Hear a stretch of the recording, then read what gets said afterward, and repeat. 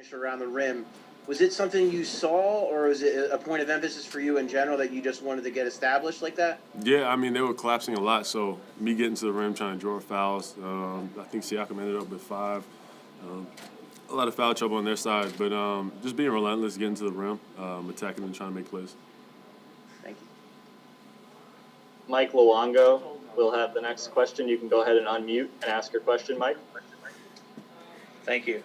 Ben, they made a lot of threes, Toronto did, but you guys never got that far behind. They made the big run late in the third quarter, obviously in the fourth. It took about being able to stay with Toronto and then make your move when you guys had to in the fourth quarter. Yeah, obviously they're a tough team. It was just staying with it. You know, it starts on defense and rebounding the ball for us. So once we were able to get stops and rebounds and push the pace, and then, you know, once you see the ball going in, it's a lot easier to play defense. It's more rewarding. So, you know, once we got those stops, it was a lot easier. Final two hands are Jackson Frank and Sean Barnard. We'll get started with Jackson. Go ahead.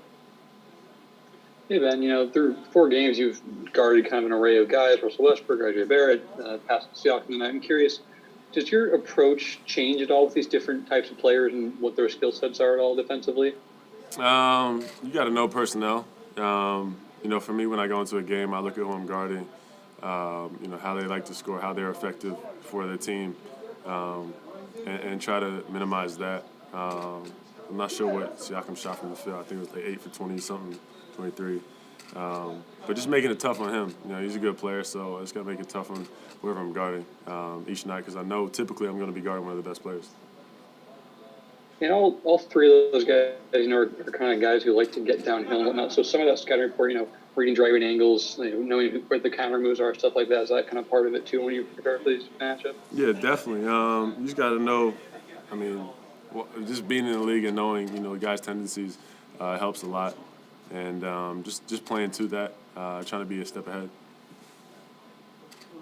We'll finish up with Sean. Hey, Ben, you were second on the team tonight in rebounding with 13. Was this a point of emphasis for you, and do you think that helped specifically with, like, pushing into the transition game? Definitely. You know, if I'm able to get the rebound, I'm able to push the ball, and that gives us pace. So, you know, if my guys are running the wings, you know, it's tough for guys to help.